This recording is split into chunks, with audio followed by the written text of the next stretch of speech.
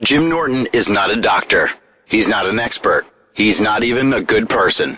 The views, opinions, advice, and humor of Jim Norton does not reflect those of any doctor, of SiriusXM, of Opie Radio, or anyone else. They are solely those of Jim Norton, Lyle Chipperson, Edgar Mellencamp, Paul Hargis, and whoever else lives in that chinless head of his. If any of this advice goes wrong, you are the asshole who called a comedian instead of a doctor. An icon in comedy, a fighter for freedoms, an accomplished entertainer, and a pervert.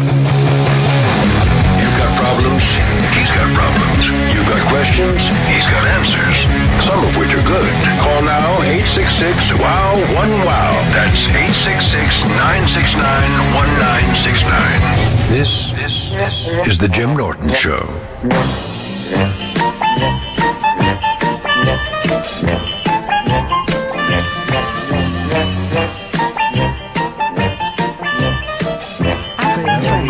Has gone by.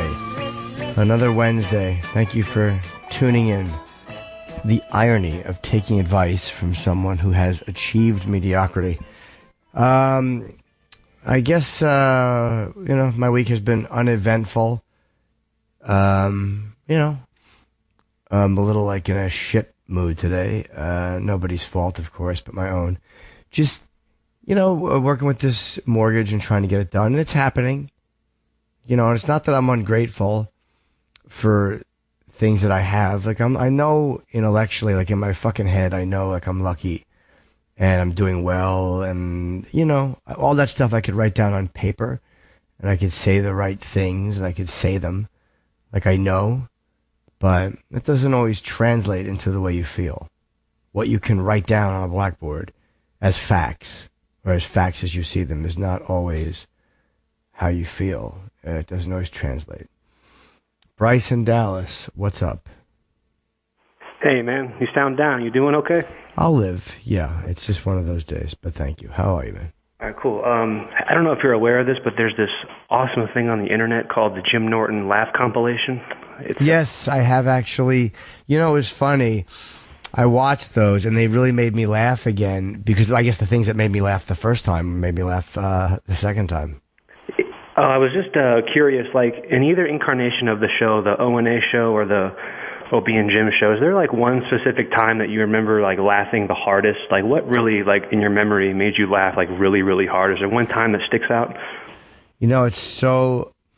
It's almost like when you get to a certain laugh level, yeah, you can only... It's almost like if you're in a plane crash...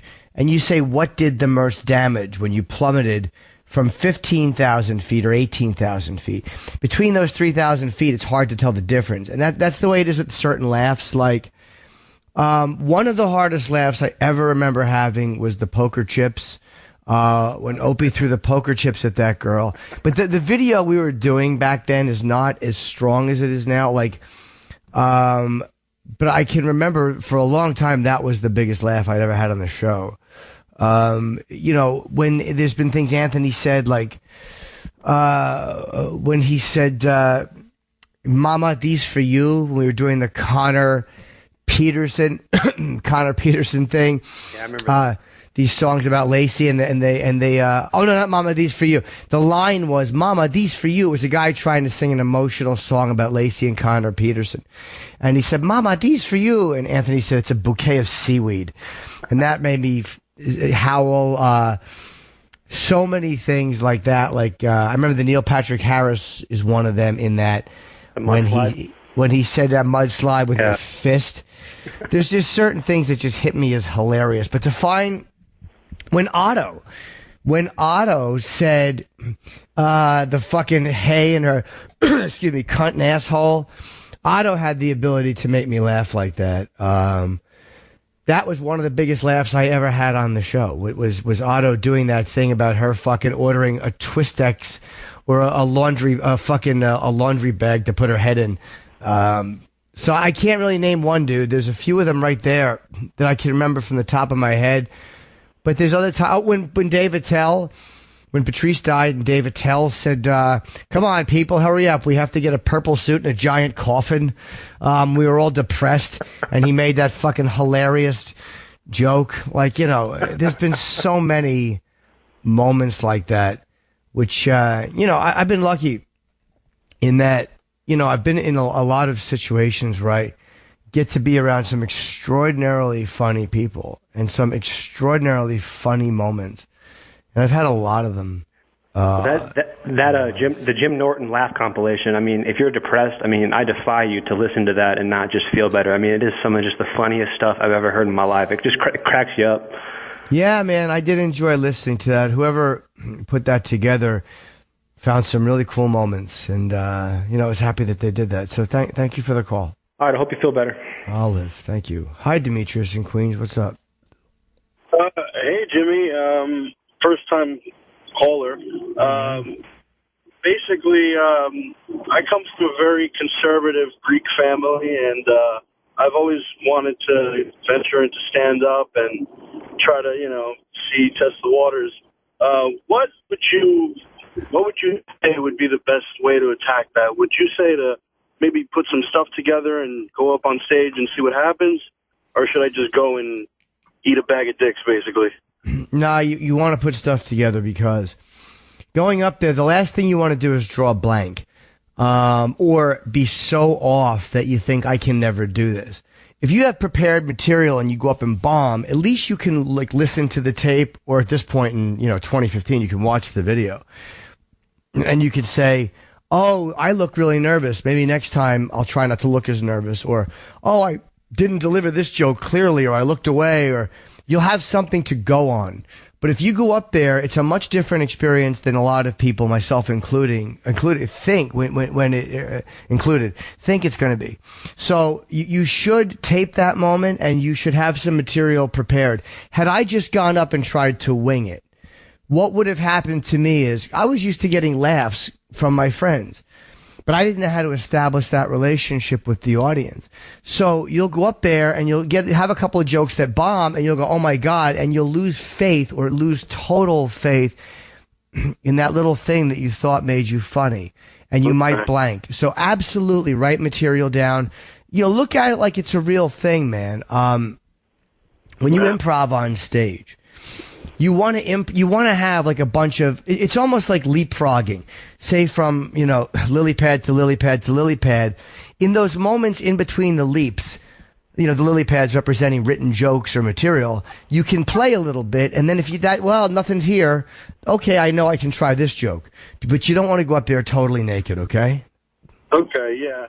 My biggest fear is, I think, upsetting my family, because they're very conservative, and they don't really, you know, they want to be, you know, have a good thing to fall back on, and I don't know. I think I need to get over that. Well, yeah, man. Because how old a guy are you? I'm 21. Yeah, that's how old I was when I started.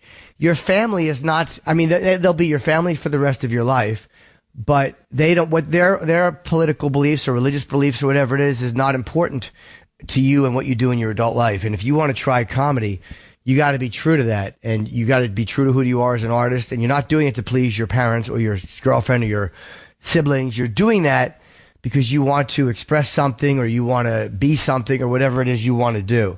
So be true to yourself on stage. If that's to be a pig, be a pig.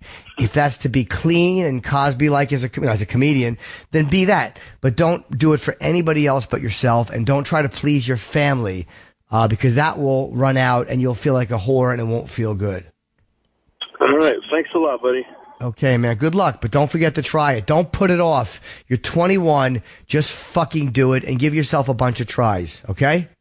I will, Jimmy. Thank you so much, man. Go, buddy. Good luck. Hi, Scott in Atlanta. What's up, buddy? Dude, Hey. listen, I love your show, and I listen to it every Wednesday. Thank you.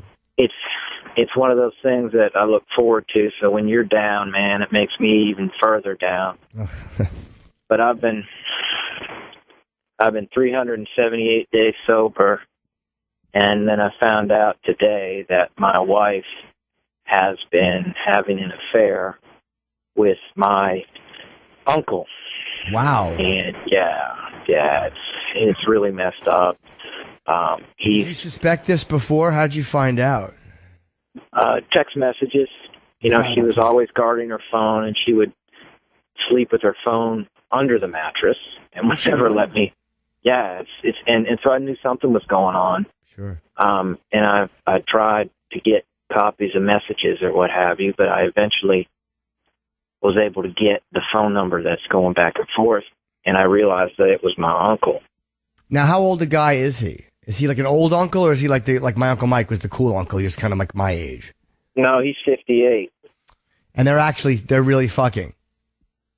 I mean, it's like a full-blown affair, not just texting. Yeah. It's a real affair. Okay. No, it's real, because I read some of the messages, and it matches up with times where she said she was going to be somewhere, and you know, and all that kind of stuff. And I'm just, you know, I was really, really, really on the rocks here, man. I'm just kind of driving now, listening to you, just trying to take my mind off. I really don't know what to do. I mean, she was the love of my life, and she's, you know, beautiful, and I'm kind of kinky, and she'll do pretty much anything I say. So it's like, I'm never going to find another girl like her. Well, let me ask you a couple questions. Did you talk to her yet?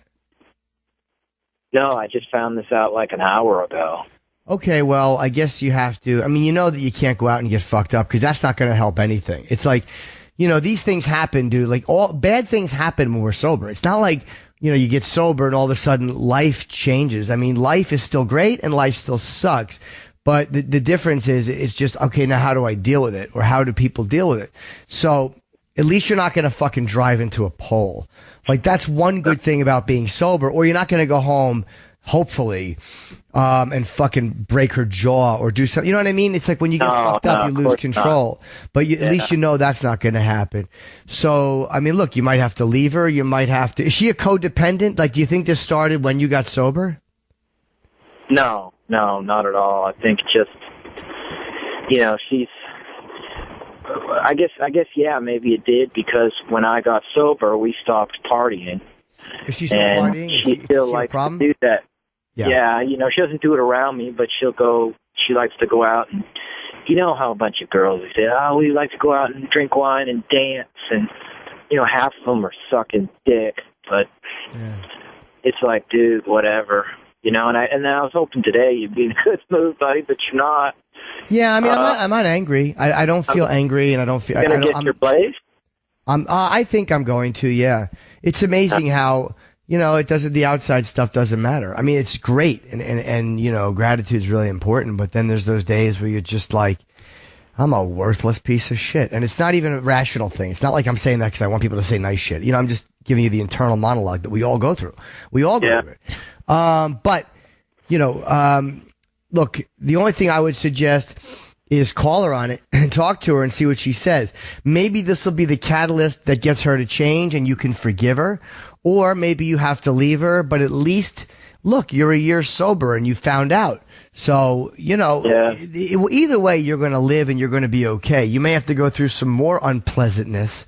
But she's also going to go through a lot of unpleasantness, because now she has to deal with the fact that her spouse knows she was fucking his uncle.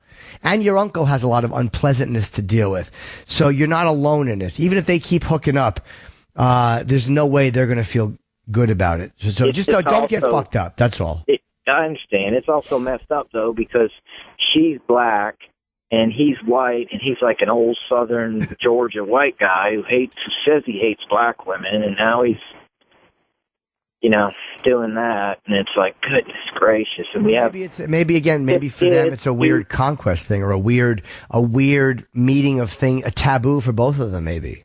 Thomas Jefferson type thing. I don't know, man. Who knows? Who knows? I mean, but you got to confront her. You got to talk to her. Yeah, we got 6 kids, too, and we were just about to adopt this Korean baby, but, you know. Why do I sense that you're fucking with me now? I'm not. I'm not at all. Okay. How old a guy are you? I'm not at all. See, I can't even call without people think I'm fucking. That's how fucked up my life is. No. It's just I just feel I'm sure maybe you are being truthful, but it's just that it seems like you're adding things in, but maybe those are all just real things. No, I mean, I'm having a conversation with you. You know. Okay. How long you been married? 3 years. So you've had 6 kids with her in 3 years. No. I haven't had 6 kids. I said we have 6 kids. Oh, Yeah. oh, combined. Yeah. Oh, okay. Well, dude, you got to talk to her. That's all I can suggest, and see what she tells you. And if she tells you anything that's believable or that you can live with, but that's what you got to do first. The only advice I give you is, talk to her and don't let it get physical. That's the only advice I can give, because I know that sucks. All right. Yeah. All right, Jimmy. Thanks, buddy. I pray for you, and I pull for you, and I want everything good for you too. And thanks for helping me, man. Thank you, man. Good luck to you. I'm sorry that happened. Be good, buddy. Yeah. Goodbye.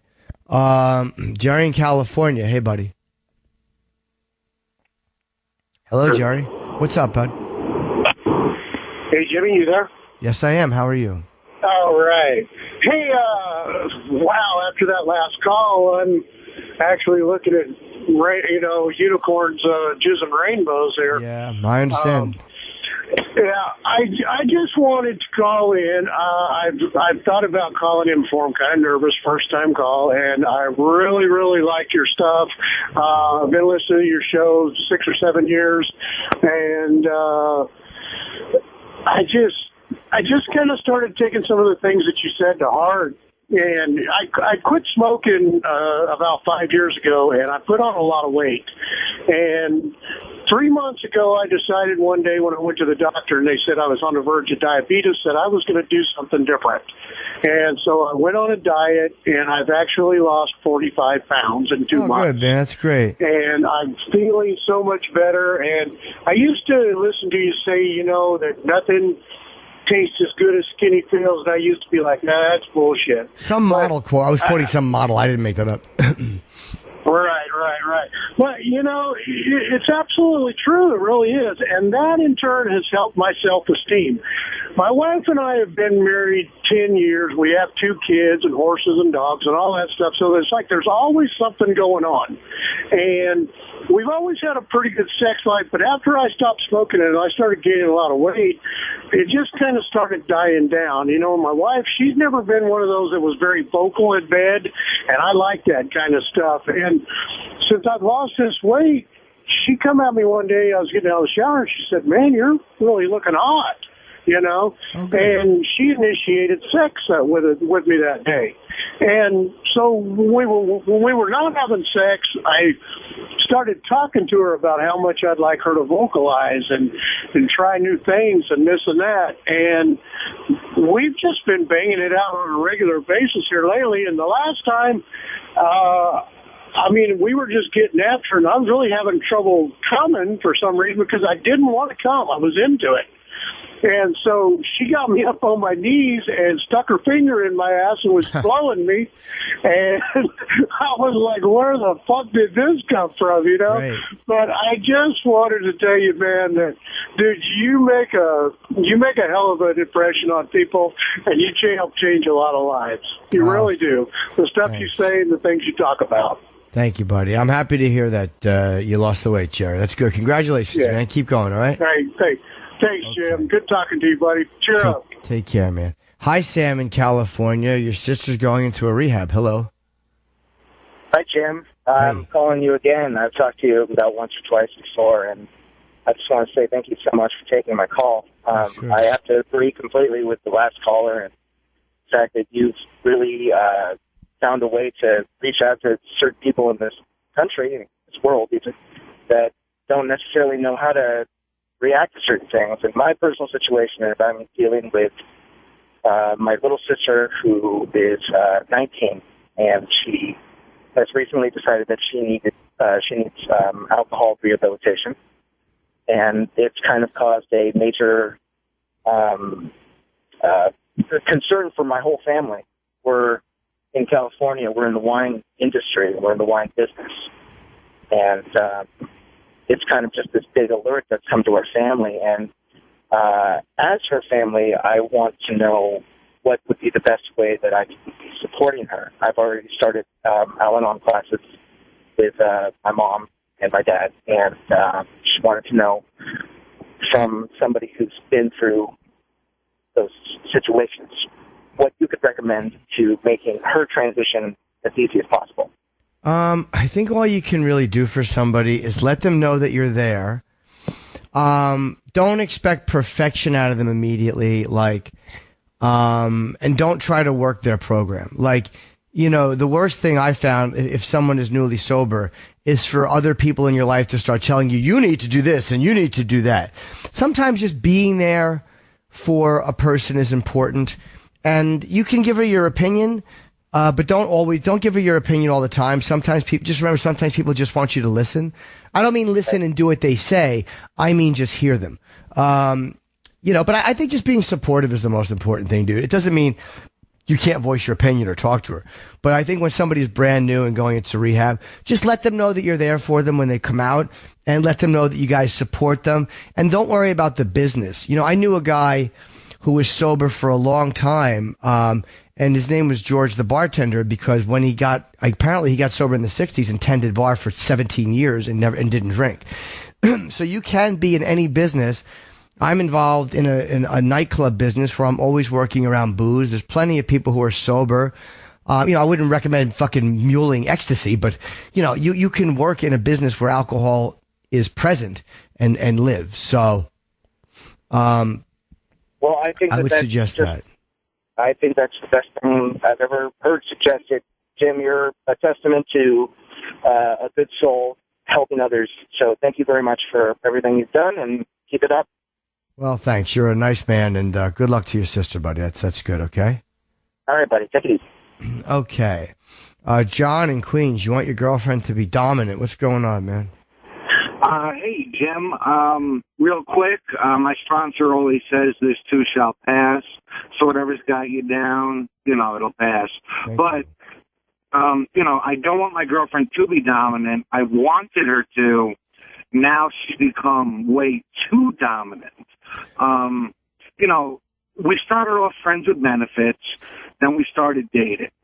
And, she knew her way around the bedroom, but, I kind of taught her to, play with the balls and, I like the asshole getting tickled, whatever, But I got a package the other day from Amazon, and there was a gag ball in it. Oh. I didn't tell her that it came yet, But now when we're having sex, she's, I've asked her to be more, seductive, more authoritative, more, dominant in the bedroom.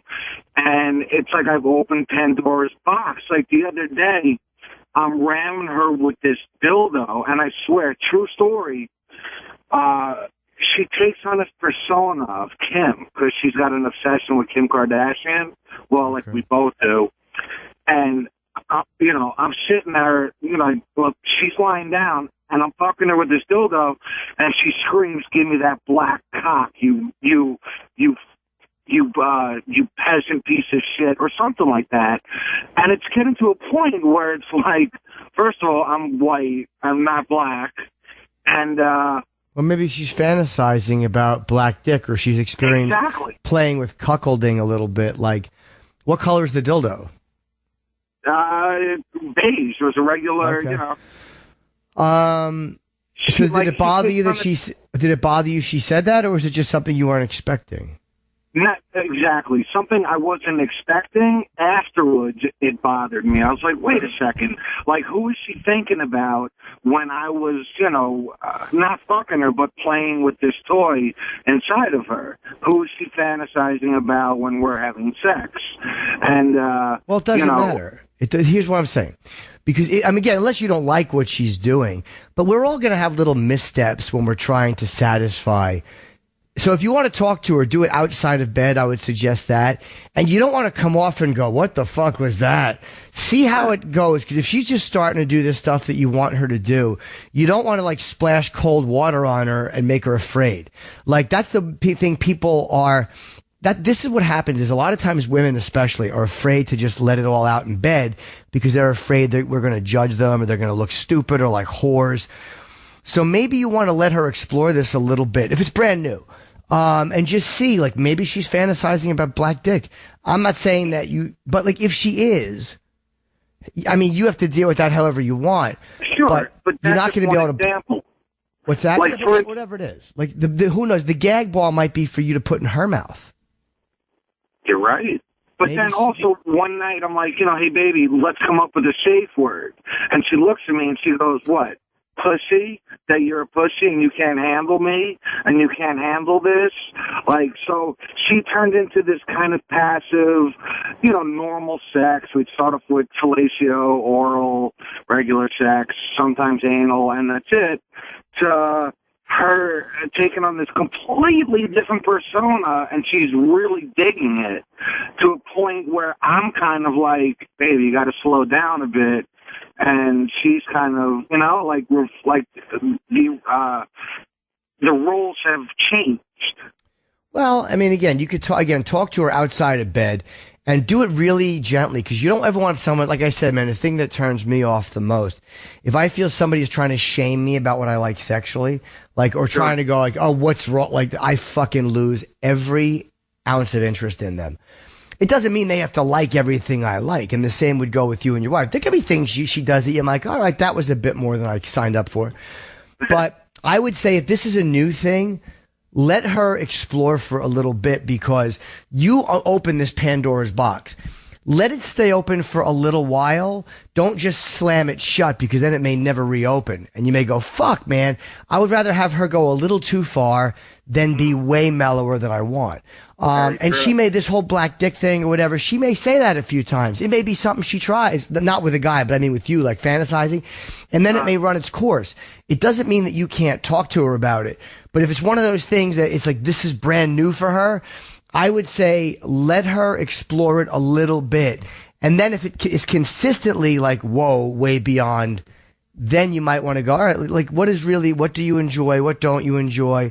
Because again, she may right now just be like a fucking kid in a candy store grabbing for candy, and she may be eating stuff that she doesn't even really want a second time. You know what I mean? Yeah, without a doubt. I just got one last question. You just don't want to grab too much black licorice. I understand. What's that? One last question for you, Jim. You're funny, you're smart, you're in good shape. How are you single and not married yet? Oh, sir, go on. Great advice. No, seriously, you're brilliant. You have great advice. Because you're a cat, my friend. You're a cat. Oh, you're a good egg. No, it's because I have become greedy, and I cannot settle on anything, and I find flaws in everybody because I'm greedy. Because I'm afraid. I mean, that's why I'm single. I'm afraid of settling down and then realizing that this is the end of my search. It's probably a fear of getting old. I'm not saying it's rational. Good enough? Yeah. No, it's not. Are they good enough? It's just, is it enough? It has nothing to do with them. It's my greed. Thank you very much, John. Good luck. Okay, Thank you, Jim. You're the man. Take care. Oh, I think it's more, to answer John, I think it's more my greed, and that's not a reflection on anybody but me. I'm just a greedy motherfucker. Jeff in New Jersey, what's up, buddy? Hey, Jimmy. Pleasure speaking to you, and it's an honor. Thank you, man. Hey, got a question. I'm your average, and I say damn near in every single way, average white American male. Okay. I'm not super hung. I'm not Superman. I work a blue-collar job. Sure. I guess the only thing that makes me special is I got the pleasure of having two women. I get loaned out to my wife's best friend. But my real question is, the one time when I was with the other woman, I had to get up in the middle of the night in a hurry to go somewhere and didn't have any underwear, and I just grabbed a pair of her plain white underwear. Did you do it on purpose, or you really just grabbed them? I kind of did it on purpose because I needed underwear. Okay. My jeans were dirty. Well, do you have kids in the house? No. My wife and I can't have kids, and the reason why she's loaning me to her friend is because her friend wants to have kids and her husband can't. Okay, so why did you have to wear the panties in the house if there's no kids? Because I was running into work, my jeans were dirty. Oh, and I really I'm sorry. Didn't feel like throwing them in on. Okay, I understand. So I just grabbed a pair and put them on, and I'll tell you what, they were the most comfortable damn things I'd ever worn. Had you ever thought about that before? No. Okay. So, what the hell? I went out and bought a couple packs of plain white. They're not really granny panties, but they're not frilly. Sure. And that's what I wear, but my wife seems to think that it indicates that I have some deep-seated issue that I'm not aware of. Well, hold on. I don't think that means anything terrible because, again, it represents different things for different people. Ed Wood used to dress like a woman all the time because it made him feel it makes me feel closer to women. He was totally heterosexual. So, and plus you already, don't forget, dude, you're in a kinky situation. Your wife is loaning you out to fuck the best friend. The best friend's husband knows about it. So it's almost like sometimes we have to keep upping the ante a little bit. We keep again, why have I gotten into feet at one point? Because I ran out of body parts. That's what happens when you live, where you're just grabbing for everything, like I was saying to that last caller. So maybe that's it. Maybe you just fucking tried all these things and you have the best of both worlds and you need to up it a little bit, or maybe you just liked it. But it's not bad. Who cares? I've worn thigh highs while a girl sucked my dick. It drove me crazy. It would fucking turn me on so much. And I didn't want to go out dressed like a woman. I didn't feel like a lady. It just felt perverted. And that's what I don't get is about the way my wife feels about this, is because I don't get any kind of special feelings from this other than comfort. I don't feel the need to be seen in them or parade around in them. And I don't wear anything else girly. I mean, I wear jeans and T-shirts and work jackets. Yeah, whatever it is for you, it is for you. Maybe it's the risk of, maybe you like having a secret when you're at work with all those masculine people and they don't understand. Or you like, maybe it helps you think of a fetish in a way or something like that all day. Who knows? A lot of people like hiding underneath, so nobody knows, and that's part of the thrill. But are you strange? Nah, that's a little different. It's not the most common thing, but it's not weird. It's not alarming at all. I mean, if you like wearing kids' underwear, that might be a little, but a woman's underwear is not, I guess in my world, I'm so fucking jaded. That's not a big deal at all. So, I wouldn't worry about it, dude, and just talk to your wife about it. It's not that bizarre. All right. Well, thank you, Jimmy. Sure. It's good to get another view on it. Yes, and you can't get much more of a pervert's view than me. So 866-969-1969 if you want to call up and get advice from somebody who is probably in no position to be giving it. What's up, Reed in Las Vegas? How you doing? Hey, Jim. How are you doing? Cool. I thought you were my friend, Reed. What's going on, buddy? Well, my family, me, myself, my wife, we all hate my brother's brand new wife. Like, they just got married couple weeks ago, and nobody really likes her. Okay. Do you like her? No. Why not? No. She's like kind of rude to my parents. She's awful to my wife, and she could care less about my kids. Okay. Like, I just kind of mended that relationship with my brother. Like, we kind of had a bad relationship, and we started mending that. And I wanted to spend a little more time with him, but she kind of like, she's not very good to him either, so I don't... Well, what is it he likes about her? That's a weird thing, dude. Who knows? Maybe she fucks him well. Sometimes people just make weird choices with a spouse, you know what I mean? Or a boyfriend or a girlfriend. Look, I think... God. I'm sorry. Sorry about that. He has Crohn's disease, and I think, he's afraid of, like, being alone, and she's there for him, and she decided, she wanted to be with him. But, like, even at their wedding, it was like, okay, I'm having a party, and now that the party's over, I can be shitty to you again. You know what I mean? Like she's not very good to him either. Yeah, maybe well, that's up to, like, I don't know why he is tolerating that. I mean, who knows? So the only, there's no advice to give other than just try to be as nice as you can when you're around her, and be lucky that you don't have to fuck her. Be lucky that you're not married to her. Do you know what I mean? Yeah. Because it's one of those situations where you don't want to just not talk to your brother because his wife's a little shitty. Just realize it is what it is. There's not much you can do. So just deal with it. You know what I mean? Like, and be as nice to her as you can, and realize, look, he has to fucking put up with her, so there's nothing you can do about it. Okay. I appreciate the advice, Jim. Thank you. You're welcome, buddy. Be good. Hi, Christina in Nashville. Hello. Hey, how are you? I'm okay. What's going on? So I need like a guy's point of view on this. And so my husband and I have been together 13 years, married for 8. Great marriage, great friendship, had our ups and downs, of course. We're both, we're parents for a daughter. However, the sex is just not there. Like, How long has it been like way that? more sexual than he is. Sure. And he doesn't ever really pursue it. And when we do, unfortunately, he doesn't finish.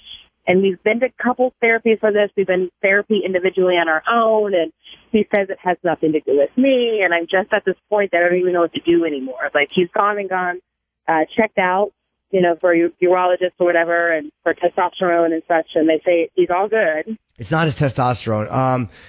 Was it always like this? So the first 2 years we were together, it was like hot and heavy, full on. And then after 2 years, it just has gone, like, he hasn't finished since then. Now, he hasn't come, and how long has that been? 11 years ago. He hasn't come with you in 11 years? No. How many kids do you have? One. And did that happen right at that time? Oh, no. We had to go to fertility. And he got his sperm count tested out, and they were like, "You're amazing. It's like at 40 million." And I'm like, why is that? How is that possible? Like, Does he watch a lot of porn? No. Mm-mm. And it made me, he masturbates by himself. Like, he's totally fine. He gets off, but it's just like. That's probably what it is. He might be addicted to masturbation. A lot of people guys have these weird intimacy issues with sex. Does he lose his erections, or he just can't come? It will lose the erection and then doesn't come. When does it happen? When does he lose the erection? When did he lose it? No, when during sex? Well, I get off. Like, he gets me off, and it's like as soon as after I get off, he's like, it's done. Maybe for him, he likes to come watching porn. He might be fantasizing about something he's not telling you about. Again, maybe he just has a low sex drive too.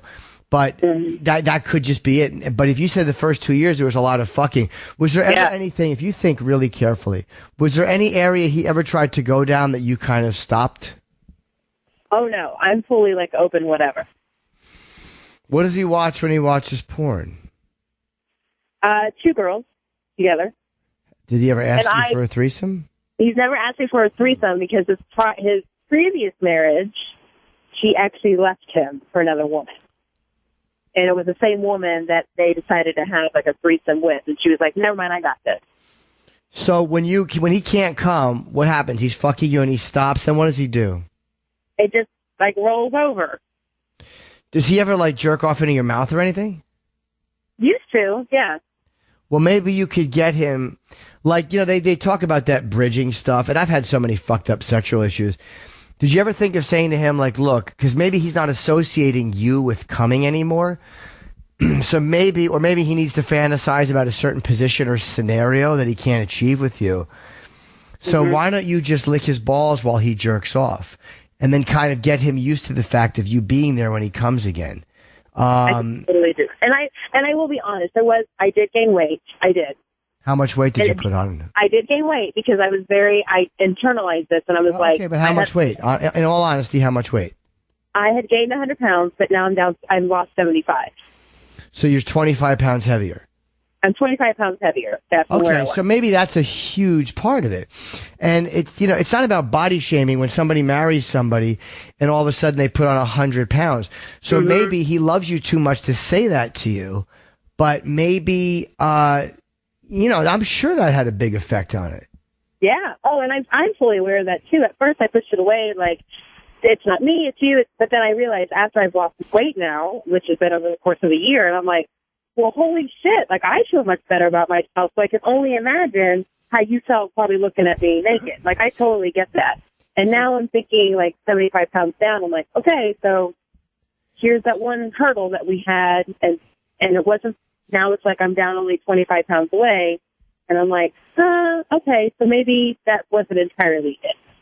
No, it's probably a big part of it. How were you dressing? Do you dress sexy at all around the house at all? It's hard. Well, it's hard for me to dress sexy around the house. But I do dress up. Like I wear red lipstick every day. I do makeup every day. I wear, like I'm fully like all about bra and panties matching. Like I dress up. Like there's no issue there. Like hair's done, makeup's done, everything. Now, I would suggest, because maybe now you got to break this habit of him looking at you a certain way. And again, try, if that's what it is, maybe bridging, again, try licking his balls or try playing with him a little bit or licking his nipples or whatever gets him off while he jerks off. And he may resist that at first, but you may have to start associating yourself with him coming. See if he can break that habit of just coming by jerking off, because that's like his little secret thing now that he likes to do. And I love to jerk off, and I can definitely relate to what he's doing. So you might want to just get him to break that habit. And even if it's hard for him for a while, he may not enjoy it as much for a while. Don't take it personally, because he may be hooked on coming that way. So whenever you're breaking an addictive behavior, it's hard. So you might want to try to get him to break that and just keep losing the weight, keep toning up, and then try to just get him to change the way he sees you. Because people will go, oh, he should love you for as you are. You know, that's all shit when it comes to sex, and we all know that. Yeah. You know, so again, you know, try it like that. Just keep losing the weight. That's fucking great. And now try just getting him to change his behavior a little bit by associating you with blowing a load. Can I ask you one quick question? Sure. Would this be something to have a conversation with him, or just start doing it? Try it slowly, but you don't always want to, as they say, expose the man behind the curtain. Sometimes talking about things helps. Other times you don't want people to, sometimes it's just sexier to let it happen. So just talk to him. Try a couple times getting him to jerk off into your mouth or onto your face or whatever it is. If he resists that, then maybe you have a conversation with him. But don't even let him see what you're doing at first. Maybe just kind of slowly it will begin to happen. You know, just see if you can do that. And then if not, I'm just saying what would work on me. If that doesn't work, then maybe you can go sit down and go, look, and then talk about it, okay? All right. Thank you. Good luck. All right. Bye-bye. What's up, Chris in Phoenix? You're bipolar. Hello. Thanks for taking my call. So I'm bipolar. I just, finally started to accept it and start taking medication maybe like 2 years ago after I, had a failed marriage. But I'm still young and I'm having a really hard time dating, mainly because,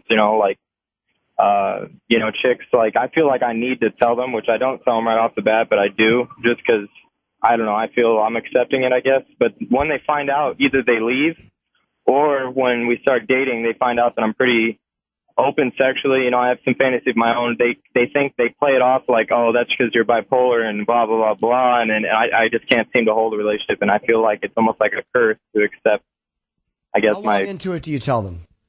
I know that it's kind of quick, but generally, after, a couple weeks of dating, I go, hey, just so you know, I've had, because they always ask, what happened with your previous marriage or what happened with this, what happened with that? And I go, honestly, I just had some problems at the time. And they try to associate with that with alcohol or drugs. I say, no, that wasn't it. I just, I was in denial about my problem, which was, being bipolar and unmedicated. So I take medication, I let them know I'm stable and they have to know I'm stable, but it's almost an immediate, like, killer for them. And I just don't know how to handle it. Because I'm trying to be honest, Yeah, absolutely, dude.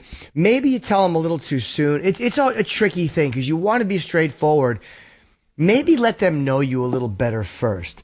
Because, right. I'm the type, no woman ever looked at me and went, ooh, that guy Jim is hot. I have to fuck him. I wind up I grow on people, and then all of a sudden they start accepting things that they probably thought they'd never accept because they like me. And maybe with you, once they see by example, hey, Chris is not crazy. He's a great guy. So what? He takes this medication. And once in a while, he'll bite the fingers off a small child. But what the heck? He's a good egg. But you know what I mean? Like, you might want to let them know you first and then break it to them. I don't think it's this gigantic revelation. So what? You're bipolar. It's not like you have a disease that they can get. You don't have herpes or AIDS or anything that you have to talk to first. So you want to talk to them. But again, that's a scary connotation. We don't always know what that means. And they think, oh, God, he's going to freak out on me. So maybe you wait a little while to tell them until they know you. Okay? Right. Well, hey, man, I just wanted to say your Chip riffing video, My World's Also Upside Down, I thought that was absolutely hilarious, man. I know that you're not necessarily I know you kind of try to play it off or whatever, but man, that's an awesome character. So thank you, man. I appreciate it. Chip is the one thing that I still enjoy doing in life. I appreciate it. Yeah, thanks for answering my call, man. That really means a lot. Have a good day, pal. Good luck. Let's see here, Mike in Minnesota. Sex with your wife is terrible. Why? Are you there? Sure am. Hello, Jimmy. Hi. I've been married for 5.5 years with my wife, and we've been together about 8. And just lately, the sex has went down. Lately, I say in the past 2 years, it's went down to just horrible. And just trying to look for some ideas and maybe try to reinvigorate things and to get things going in the other direction. What's horrible about it? Well, she never has any desire really to have sex, and well, the last one of the callers talked about putting weight on. That's normally the first thing I ask when sex dies down. Have you or her put weight on? No, I've pretty much maintained my weight. You know, she's put on 10, 15 pounds. You know, it's not like we're skinny minis or anything right now, but really, I mean, our appearance hasn't changed hardly at all. No, I'm only asking you because sometimes people feel less sexy when they put weight on too. Oh, understood. You know. And they said she just doesn't want to fuck. Do you guys have kids? I mean, did you have a kid and then it stopped? I have 2 kids from a previous relationship that I was in. And then we have like a 3.5-year-old son. Did it stop 3.5 years ago? No, it was, after our boy was born, it was still decent for about a year. But now it's just like. What does she say when you ask her? What does she say when you ask her? You know, she really doesn't know. The desire isn't there. And again, is she on any medications? There's only, again, when it's something like this, I don't know her or you or your interaction. It's like literally just taking shots in the dark. Could be a medication thing. It could be a weight thing. It could be because she has a kid now and doesn't feel sexy. It could be because there's something she wants that she's embarrassed to tell you about. Again, whatever happens with a woman physically, I don't know. Is she going through menopause? Is that one of those things? Well, we're, like 42, 43-ish. But like the other night, she kind of initiated to have sex, but it seemed like, go get your blood pressure medication because I hadn't taken my blood pressure pill yet. Go do this and then we'll have sex. And to me, it just seems like it's, she really doesn't have a desire to do it. And I feel kind of creepy, like being the one that is always pushing to have it done. Yeah. And so now it's to the point where it's like, screw it. I don't even care. And so I just kind of fall asleep on the side of the bed inside, wanting her to kind of take control a little bit. But it doesn't happen. Yeah, that's really hard, man, when you're laying there wanting the other person and they just roll over the other way. It builds up a lot of resentment. And that's, someone said to me, why am I not married? This is one of those reasons, because this stuff happens in a lot of marriages.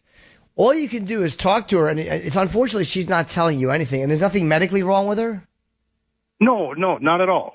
I mean, not that we're aware of, no. You should talk to her and say, look, you need her to be really honest. Hey, do you ever try texting dirty with her? When we first started, courting, I suppose, but no, I mean, that's something we really haven't done for, 5-6 years.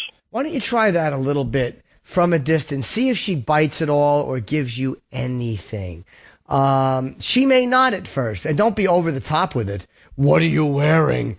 But, whatever it is, maybe ask her to send you a picture or a sexy picture and see if you can somehow get backdoor her into it, as we say, almost like I said to one of those other people, you don't always want to spell it out for somebody. Sometimes you just lead them a little bit and they come along. And if that doesn't work, then maybe you got to talk to her again and go, look, is there anything that you need that you're not getting in bed? And it's okay, whatever it is. She may go, no, nothing. But there may be something she's just really, really embarrassed to tell you.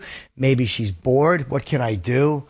And that's the impression I get, is that, she's bored and it's just like there's no desire to do it. Is that just what happens to people after they've been married 5-10 years? I mean, I hear that all the time from married couple, but it's usually because something's not changing. Because you also hear married couples that have great sex lives, but usually they're the ones that explore and are pretty open with each other. So you got to get her to talk to you about what's going on, because there's got to be a reason for her. Is she not attracted to you? Does she feel happy with you? Is there anything you could do that would make her yourself more attractive to her? Just ask her all these questions, and you got to tell her, no matter what her answer is, it's okay. This way, maybe she'll tell you something. All right? It's more of a communication thing. All right, but I don't know. I mean, that's the only thing I can suggest, not knowing either one of you. All right. Well, I really appreciate your time, and have a good day. Oh, one quick question. Is this show repeated? Because if I don't catch it at this time, when else is this show repeated? Because I honestly don't know. I should probably know, but I don't. I'm not sure, buddy. Okay. Have a good day. Be good, you too. One more real quick. We got to wrap up soon. Brian in Texas. How do I deal with age differences? You're 47. Me too, Brian. What's up?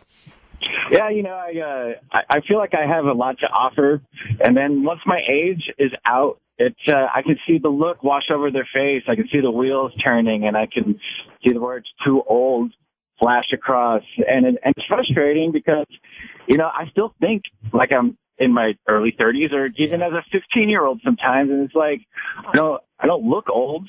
I don't. How old are the girls you're going for? Like 30, 32, 35. Yeah, I've had that too. I got a friend speech from somebody not long ago.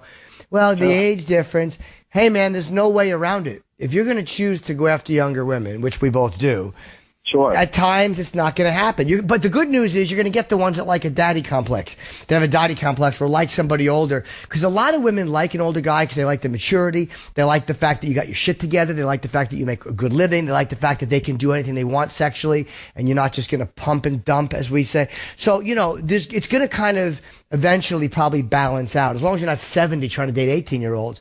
47 trying to date a 30-year-old is not unreasonable. No, it's not unreasonable. It's just a weird, sort of prejudice that I'm trying to figure out. I can't wrap my mind around it. Well, look at it this way. You have a prejudice, too, against certain age women. You're going for younger. So they have the same thing you do. So, you're going to have to suffer from the same thing that you're making other women suffer from. Women who are 38 might look at you and go, I kind of like this guy, but I'm too old for him. What the fuck?